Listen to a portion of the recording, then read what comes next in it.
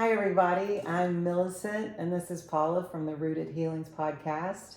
Today, we have a really interesting guest, Brian Shircliff from Vitality here in Cincinnati, Ohio, and they're having an event coming up, and we'd like to ask you a little bit about it. Cool. What do we call it? Find Your Vitality.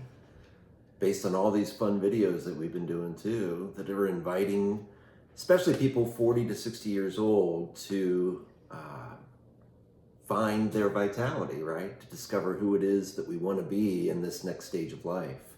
And why? Why do we have that idea? Well, the last few years, I have been talking to lots of friends, lots of people that have come for what I do, which is systemic constellations, and finding that people are living with a lot of stress because there's a lot of changes happening around my age. I'm 49. And with kids going away to college, with their marriages and their families changing, parents maybe getting older, maybe having to deal more with siblings than they did before because now we have to work together with them, right, to take care of our parents. Mm-hmm. And so if there's unresolved issues there, dynamics haven't changed. We've just all built different lives in different places. Well, now we're back together. And how do we deal as adults with these problems? How do we help our parents? And how do we stay sane and build strong relationships? So all of these things I'm very passionate about because I can be a good friend and listen and give advice. But I do have a tool that can help. I have a tool to see a system in a different way, in a healthier way. And so I wanted to share it. And on the other side, I'm also an athlete, right? And I train horses and I want to stay active, and I love my sport, and I think I still have a lot to go and lots of hopes and wishes in that area. And when I met Brian and started doing Bones for Life, I realized how that was so helpful to me in order to transition into this other chapter in my life differently than my parents did, who didn't really do anything physically to help their bones, to help their bodies stay active. So, I'm sorry. Yeah, no. So, could you tell me a little bit about Bones for Life? I experienced it the other day, but it's my very first experience, and I'd love to know a little bit more about it. Yeah, how was it for you? Did you enjoy it? Yeah, I really enjoyed it. Yeah. Both relaxing. We talked about some of the insight that came from just the way you led the class and the words that you used. Yeah. Cool. Yeah, it was cool. Yeah, I got into Bones for Life because I had made fun of my mom for doing it for many years, a couple decades even. So real gentle movements that are designed to help us to be able to stand on the planet that's pressing us down, right? So when we were so young, we had to figure out a way to walk, right? A way to stand up and a way to walk. And it was this whole year-long or longer process of making sense of that. So that is the baseline of one's nervous system, right? Everything that we do that's way more complex than that is based on those early explorations of figuring out how to, well, first to roll and to crawl and then to creep and then to eventually stand and walk. So Bones for Life returns us to those patterns in a more adult way to stimulate and awaken those patterns so that we can do the things we want to do in an easier way, you might say. So, when we get to be 40, 50, 60, those tight places, they keep getting tighter, right? They keep getting tighter. And we might notice that our mobility starts to be reduced, or our flexibility starts to be reduced. Maybe even our strength might feel like it's being reduced. So Bones for Life gives us an approach to begin to find a way to do those things we want to do in an easier way. And those places that we think are the cause of all that tightness, it's just like in family constellations, it's the whole self, the whole system, the whole person. So it's not just that one tight place that needs to be resolved. Because say I have a little tight place in my shoulder and I work all that out, but then I stand and walk around, there's a reason that shoulder was getting tight. It's because the whole self didn't know what to do with this shoulder, right? So is there some way that I can address this shoulder issue, shoulder pain, from head to foot, right? And especially in Bones for Life, especially with feet, because we need these feet to walk well, right, on this planet. I really loved how movements felt. You know, oftentimes I think when you're exercising, you almost feel like you're competing with yourself. I've got to do this. I've got to push. I've got to really, like, as hard as I can. If I'm kind of right there on the edge of pain, well, that's a good thing. But I felt like you were saying, you know what? Let's just explore this. Let's take it back a notch. Okay, that might be a little bit too much, you know, and you can still get benefit from it. Yeah. And it felt so much gentler on my nervous system than the push of, you know, let's produce this outcome. And Isn't it so countercultural, you know, like the just less is more? Yeah, totally. Because, you know, if we were infants with that mentality, we'd cry, right? As soon as we get to that place where it starts to hurt, we would cry. We'd let the world know, right? Because that infant is experiencing pain. So the adult in the gym is experiencing pain and not acknowledging that. So, and we think that we're doing ourselves some good, right? By pushing. And maybe sometimes we are. I think it is helpful to be able to push beyond our boundaries, right? And be able to discover new possibilities. But if that's our only way of moving in the world that we think is going to be good for us, that's going to lead to serious burnout or injury or whatever, right? So internal crying. Yeah, totally. Totally. So like I still lift weights, I still go to the gym and I try to find that edge, you know, and explore that a little bit. But I have some sense now of like, oh, am I going to like that tomorrow? Ooh, that might be too much. Or, ooh, no, I think I can really feel my feet here. I feel stable. I might be able to do more even. Let me see. It's more of a let me see instead of my trainer told me I got to do this many reps in this amount of time, this many times a week in order to get these results. You know, so. Well, it sounds like it helps you to tune into your body. Yeah. In a way that maybe you're quite, you know, you're kind of, your brain's not focused to, or, you know. Exactly. Yeah. We've been socialized out of it, right? We were taught not to cry. Right? By even people who loved us, right? It's like, we cannot have the breakdown in the cereal aisle again, you know? Even though it was kind of fun for us when we were so young. But we learned that can't be done as a growing person, right? To be able to get along in society. But we can still have that sensitivity, right? And then realize as adults we have choices, right? And that's where we feel like our work really starts to talk to each other, right? Is the discovery of choices and possibilities and the realization that it's never just one thing that's causing the issue, right? It's a whole system.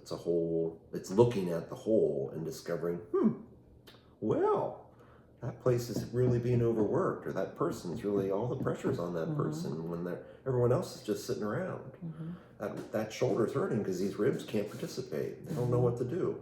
Give yourself an experience and then suddenly, shoulder gets relief because the ribs finally start working, for instance. I think that the key word there that you said is look at the system. A lot of us don't want to look at the system or take time to connect because it hurts, because we want to reach a certain goal. But when we don't look at it, when we disconnect, that's where the problems come. And when we are able to look at it, then we're able to choose something different, something that's healthier for us, something that we actually want, rather than pushing it away and saying, I don't want to deal with this. So I think it takes a conscious choice to want to live like that. And I think that also that's what we're inviting people to do. I mean, we can complain about things, or we can do something different to create the life that we want, to create the outcomes that we want. And that requires us to look, to look and address, right? And we don't have it figured out. I mean, we are this passionate because we are on the same path. Absolutely. I mean, I'm on the same path right now. I mean, I just shared with you Thanksgiving, you know, family stuff. dynamics. Yeah. So it's not, and I had a talk with my mom before about other things that also trigger stuff. So it's not that I have it by any means figured out, but I have figured out that I need to continue looking at it. Well, and you've established a set of tools to help you to do that. And when I did the workshop with you both the other day, one of the things that I thought was very interesting that if you look and listen, everything can inform.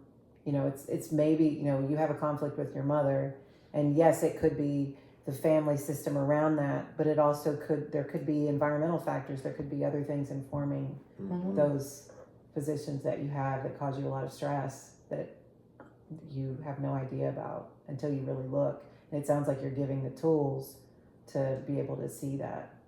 And that's a word that in Boats for Life you're using all the time. Be curious. Curiosity means to look, right? To be and have an open mind. So in that sense, it really relates to this. And then we're also going to be talking about Reiki and not maybe as a, you know, strict Reiki, but talking about energy, right? We are energy, and our background is in Reiki, but understanding that we're energy, understanding that we are, it's in our fingertips the whole time. We can access it. We need to be curious. We need to stop and look. Stop and question, is there another way? Stop and connect. So all of those modalities really speak to each other and really offer a way to live more connected, which I have found in my case that that's the only way that I feel I have more peace, because peace can only come from the outside. I have tried for 45 years to get everything around me to be quiet so that it doesn't, you know, or even like try to, okay, my shoulder hurts, okay, like really work on the, you know, sorry, not the shoulder, the elbow, work on my elbow and like get that. No, it's everything. I can't stop it, but I can connect with myself, and from that place come to another interaction with the environment. Yeah, I mean, we with Reiki, you know, it can be so simple, right? Because the parent that picks up the crying child and calms the crying child maybe has never studied Reiki, but knows everything about energy. You know, knows everything about just giving that love and a care and attention to this child, and the child calms, right? Eventually, the child calms. So what if we do that for oneself, right? What if instead of like needing somebody to come, you know, somebody come hold me, that could be nice, right? But oh, my elbow's hurting. Well, just sit here for a little bit and just breathe and stare at the wall, make a nice cup of coffee, and just sit here, and things change, right? And that's what we're learning in pain science, right? Is that pain is not this constant, it's thing with waves. And so just to notice like, oh yeah, it's different. Oh, it got a little sharper for a second. Oh, it's softer again. And that sometimes that's the relief, right? And knowing that it's not going to be the same on and on and on. That this pain, this challenge in life is going to keep changing. It's going to keep changing. And as long as I know that from my own experience, not because I read it in some book, right? Know it from some experience, then I can go through life with like, oh, it's not all going to be the same. And to learn to be with that, right? And I think all three of these things we mentioned, constellations, Bones for Life, and Reiki, you know, simple energy experiences, they're all playing with that idea of just being in the, I mean, it sounds cheesy, but in the flow in a sense, right? It's interesting when I watch your body language when you're talking about it. You're doing this sort of wave movement, and it makes me think of the ocean, and you're just moving along the ocean, and you if you try to stay rigid, your boat's going to just topple. But if you're going with the flow, moving over it. And And in the womb, right? yeah. I mean, that womb was not still, even in sleeping. Breathing, right? Constant moving in that ocean bath, right? And so it's something we know deep down, you know, and it's coming back to that realization and kind of realizing, oh, I can go with it. Yeah, I've been going with it since early day one, you know, Right. Day one out inside the womb. So, yeah. So you have, tell me a little bit about your workshop. You have a 12-week workshop coming up, and it sounds like you're going to be mixing the two modalities you've talked about, but also working in some of the other things that you have experience with. That is a pathway to healing. So you want to talk a little bit about that? Sure. 4 Sundays, 7 Mondays. The Sundays are the long kind of immersive experience, 10 to 4. It starts on November 17th. And then the Sundays that we don't meet, we'll meet on the Mondays on Zoom to make it really easy, just for a little check-in and a little bit of movement from Bones for Life. And we're very excited to watch these things interplay with each other and to watch this community take these ideas on. And we're certainly bringing ideas, but it's really the circle of people that'll give this life, right? Yeah, like in my work, it's really the energy that's created by the group that makes a constellation be what it is, and it will be as well in this. And so I like the idea of the Monday check-ins and doing a little bit of, you know, Bones for Life and just checking in, because these are processes that are changing the way that we look at things. And when we can do this as individuals, but have people who are kind of on the same journey, everyone's going to walk it differently, but kind of on the same journey, then, you know, they get it. They get, you know, the little win of saying, oh, you know, I didn't get, you know, I was able to stand in a healthier place with my adult child, or I was, you know, so they get it. So that's the idea of the Monday check-ins, which are optional. I mean, people can come or not, but and then, you know, get together again on that Sunday for the long day to introduce other concepts and, you know, again, grow as a group. I'm super excited about that, because a lot of people, again, another thing that we hear all the time is community, right? How do I make these changes when I am with all the people who were thinking like me before, which is fine, but now I want to take myself here, and sometimes it's very hard to go by ourselves. And when we have a group of people who in their own way are walking kind of towards the same place, then you can like look over and say, hey, keep going, you know, and so that community is for me as exciting as all of these other all of these tools we're offering. We need community, and we hear that from people everywhere. I noticed 2 folks in the workshop on Sunday that had never met.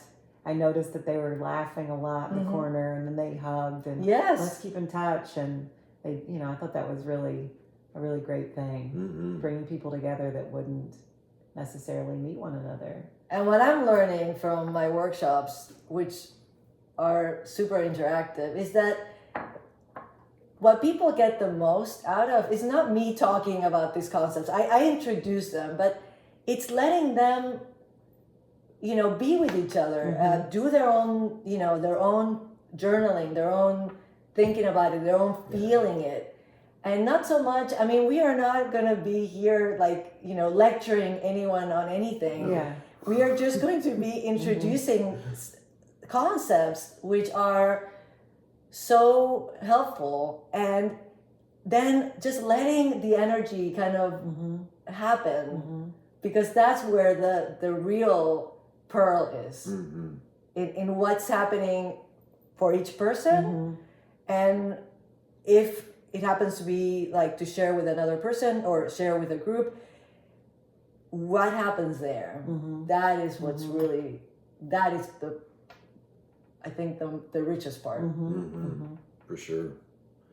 I think too, another aspect with that too is the in-person and the Zoom is kind of an interesting combo because before the pandemic, we only taught Bones for Life in person. A colleague and I said we'd never teach it on Zoom. Just it has to be in person. No, it has to be in person. Some very brave pioneers were doing things on Zoom. We're like, no, that's not us. We're going to be the in-person group. And then the pandemic came. And we were on Zoom, and we started noticing that people were doing better on Zoom sometimes because it was no longer, oh, I had that really nice experience at the studio. Gosh, that was amazing. And that's where I do my Bones for Life there, and never at home.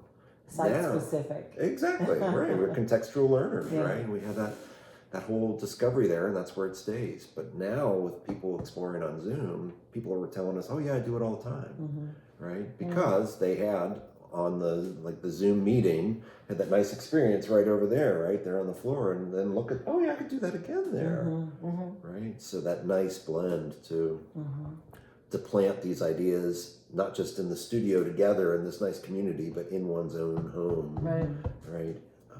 Can be very rich, I think. Well, it's been really nice talking to you about this.